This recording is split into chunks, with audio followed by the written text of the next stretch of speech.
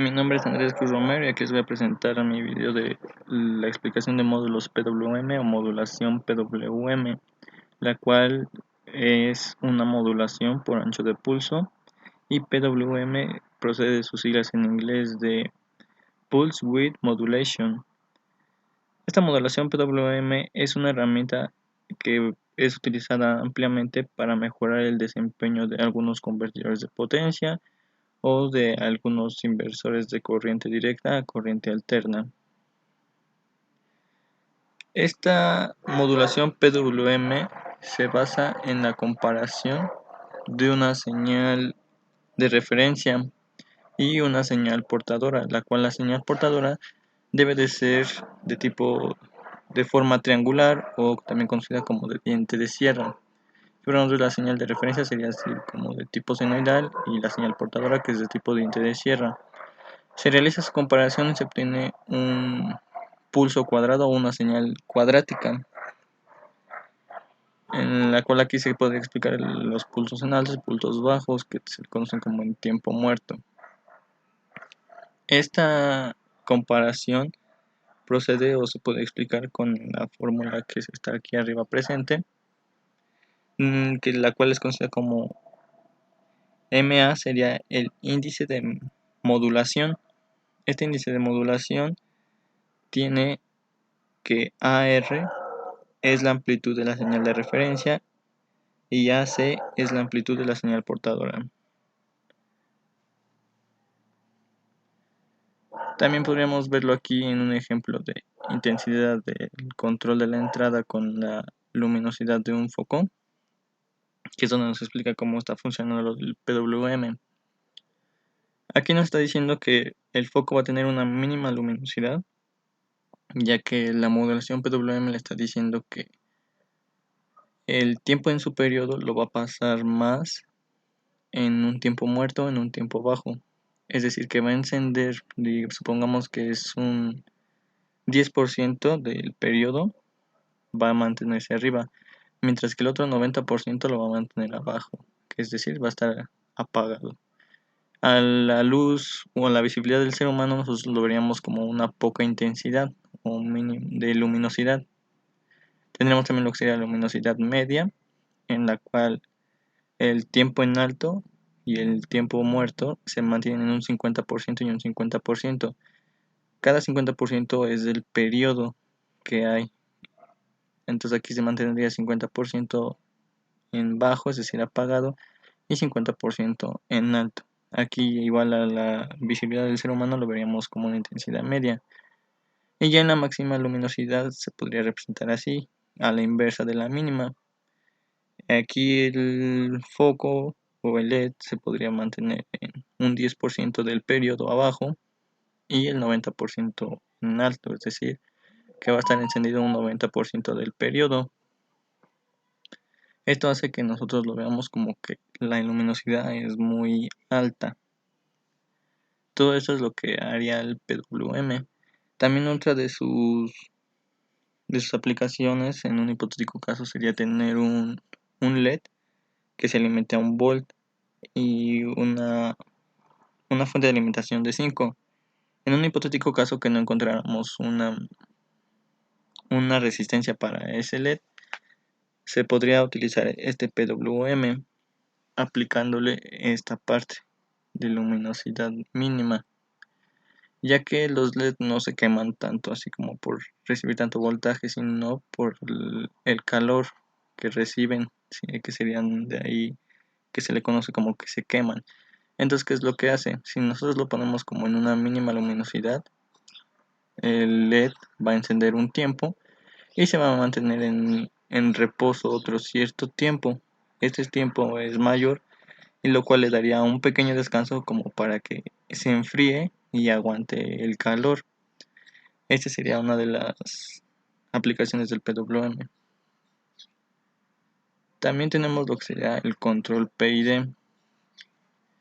El control PID no es más que un mecanismo de control que a través de un lazo de retroalimentación permite regular algunas variables de un proceso en general, como podrían ser la velocidad, la temperatura, presión y flujo, entre otras variables. El funcionamiento principal del PID es que calcula la diferencia que existe entre nuestra variable real que tenemos o que está generando el proceso y la variable deseada, que es lo que nosotros queremos que, que realice o que se mantenga.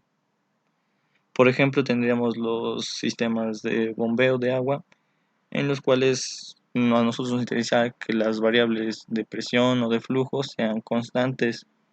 El controlador PID mediría la diferencia entre la presión que ya hay o la fluidez que hay entre las tuberías y la-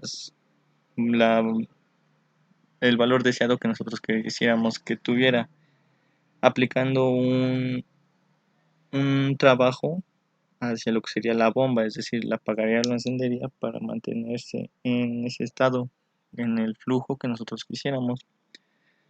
El controlador PID se divide en tres partes o en tres parámetros, lo que sería el parámetro proporcional, en el cual es donde se mide la diferencia entre el valor actual y el valor del set point, que sería el valor deseado. También tenemos lo que sería el parámetro integral, en donde se refiere al tiempo que toma para llevar a cabo una acción correctiva.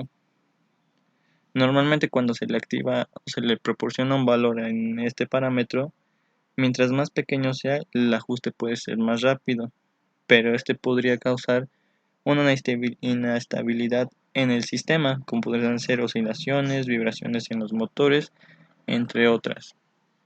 También tendríamos lo que es el parámetro derivativo, en el cual se emite una acción predictiva, es decir, intenta predecir el error que va a suceder entre las mediciones para poder realizar un cambio antes del error, y esto permite la corrección del sistema.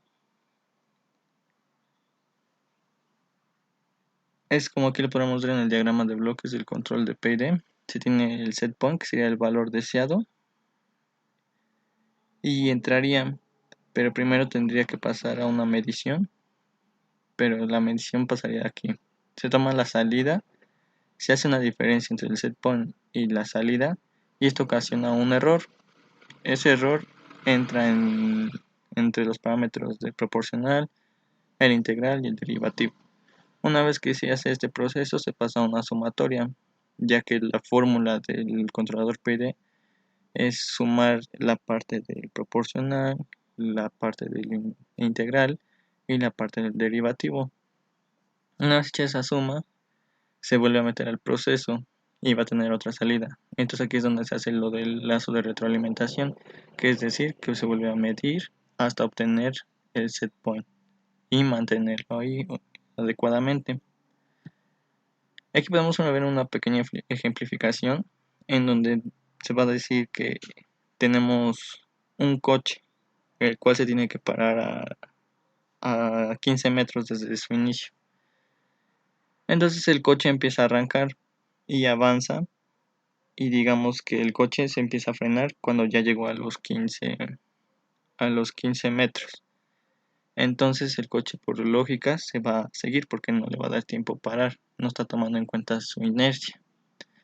Entonces entre esas pruebas se genera esta onda, en la cual se le podría conocer como el estado presente, que lo cual sería como el estado proporcional, en el cual se está basando para generar el error. Para los controladores PID primero se hace la parte proporcional y luego la parte derivativa, que sería también conocida como el futuro, que es donde se intenta anticipar al error. Aquí, ¿cómo haría esto?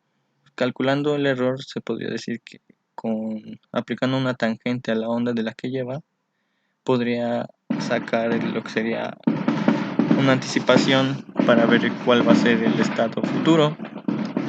Y lo tendríamos por último el pasado integral, donde tendremos, por ejemplo, que se lleva a cabo todo lo que está debajo de la onda, es decir, que va a entrar a revisar todo el registro de lo que se ha hecho para que en conjunto se pueda corregir el error y tener lo que sería un mejor proceso. Y así es como funcionarían los sistemas PID, bueno, los controladores PID.